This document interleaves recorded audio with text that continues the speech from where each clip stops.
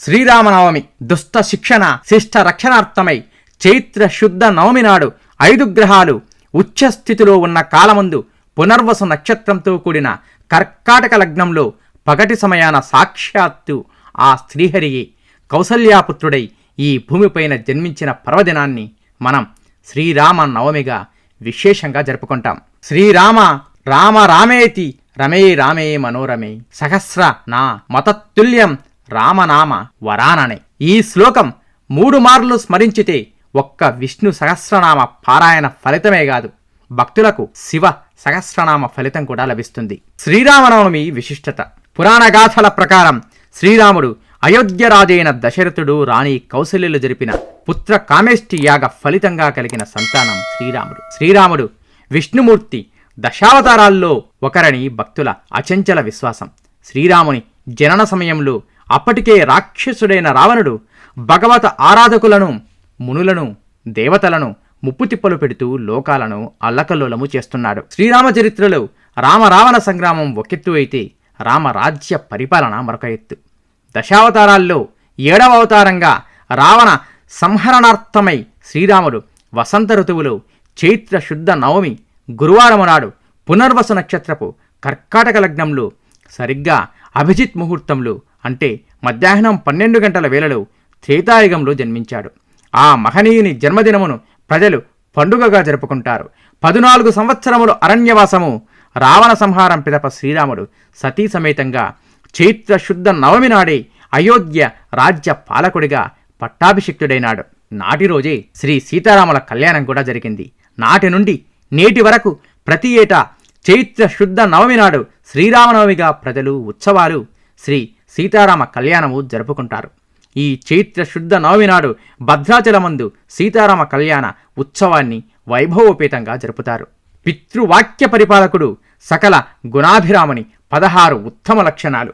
క్రమశిక్షణ కలిగినవాడు, వీరుడు, సాహసికుడు, వేదాంతి, కృతజ్ఞుడు, సత్యవాక్కు పరిపాలకుడు, గుణవంతుడు, అన్ని గుణాల్లోనూ ఉత్తముడు, స్వీయ నిర్ణయాలు తీసుకోగలిగిన జ్ఞాని, సర్వజీవుల పట్ల దయ కలిగినవాడు, అన్ని శాస్త్రాల్లోనూ పండితుడు, సమస్త కార్యాలలోనూ సమర్థుడు, మంచి లక్షణాలు కలిగిన అందగాడు, అత్యంత ధైర్యవంతుడు, క్రోధాన్ని జయించినవాడు, ప్రశాంత చిత్తుడు, సమస్త లోకాల్లోనూ తెలివైనవాడు, అసూయలేనివాడు, దేవతలకు కూడా భయాన్ని కలిగించే దీశాలి.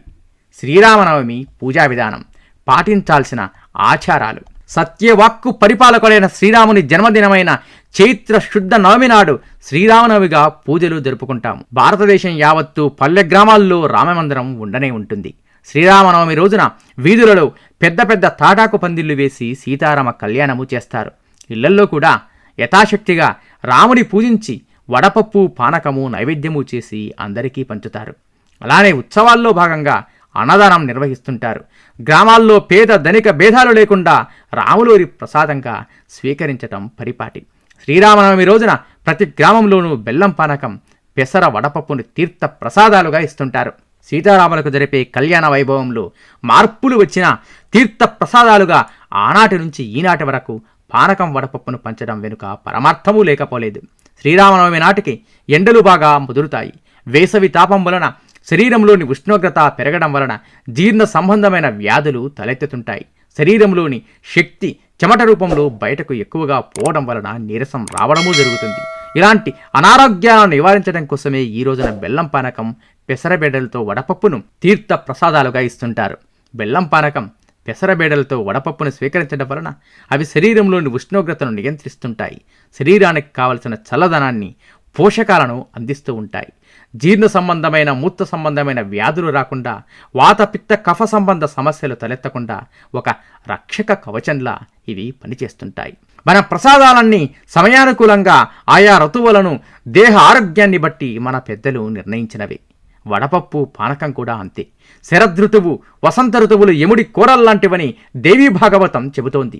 ఈ ఋతువులో వచ్చే గొంతు వ్యాధులకు పానకంలో ఉపయోగించే మిరియాలు, ఏలకులు ఉపశమనాన్ని ప్రసాదిస్తాయని, ఔషధంలా పనిచేస్తాయని వైద్య శాస్త్రము చెబుతోంది. పానకము విష్ణువుకి ప్రీతిపాత్రమైనదని కూడా చెబుతారు. శ్రీరామనవమి, శ్రీ సీతారాముల కళ్యాణ ఉత్సవము జరుగుతున్న శుభ సందర్భంగా వేద పండితులు ఉచ్చరించే కళ్యాణ ప్రవరలు. శ్రీరామ పవర చతుస్సాగర పర్యంతం గో బ్రాహ్మణేభ్యః శుభం భవతు. వాసిష్ఠ మైత్రావరణ కౌండిన్య త్రయార్షేయ ప్రవరాన్విత విశిష్ట గోత్రోద్భవాయ నాభాగ మహారాజ వర్మనో నప్తే అజ మహారాజ వర్మణ పౌత్రాయ దశరథ మహారాజ వర్మణ పుత్రాయ శ్రీరామచంద్ర స్వామినే కన్యార్తినే వరాయ. సీతాదేవి ప్రవర చతుస్సాగర పర్యంతం గో బ్రాహ్మణేభ్యః శుభం భవతు. ఆంగీరస ఆయాస్య గౌతమ త్రయార్షేయ ప్రవరాన్విత గౌతమస గోత్రోద్భవీం స్వర్ణరోమ మహారాజ వర్మనో నప్త్రీం హ్రస్వరోమ మహారాజ వర్మణ పౌత్రీం జనక మహారాజ వర్మణ పుత్రీం సీతాదేవి నామ్నీం వరార్థినీం కన్యాం.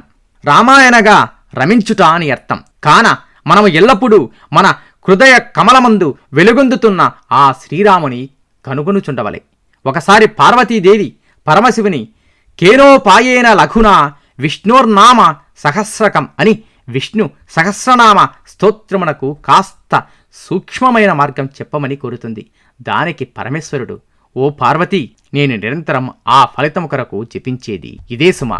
శ్రీరామ రామ రామేతి రమే రామే మనోరమే సహస్ర నా మతత్తుల్యం రామనామ వరాననే. మనం శ్రీరామనామాన్ని ఉచ్చరించేటప్పుడు రా అనగా మన నోరు తెరుచుకొని మన లోపల పాపాలన్నీ బయటకు వచ్చి ఆ రామనామ అగ్ని జ్వాలలో పడి దహించుకుపోతాయట.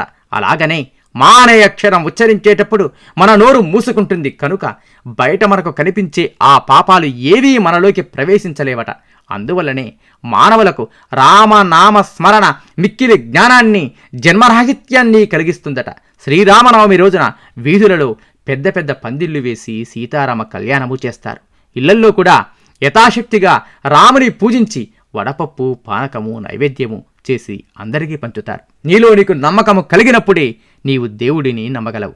శతం జీవ శరదో వర్ధమాన శతం హేమంతాన్ శతం వసంతాన్. 100 శరత్తులు, 100 హేమంతాలు, 100 వసంతాలు వర్ధిల్లుతూ జీవించండి.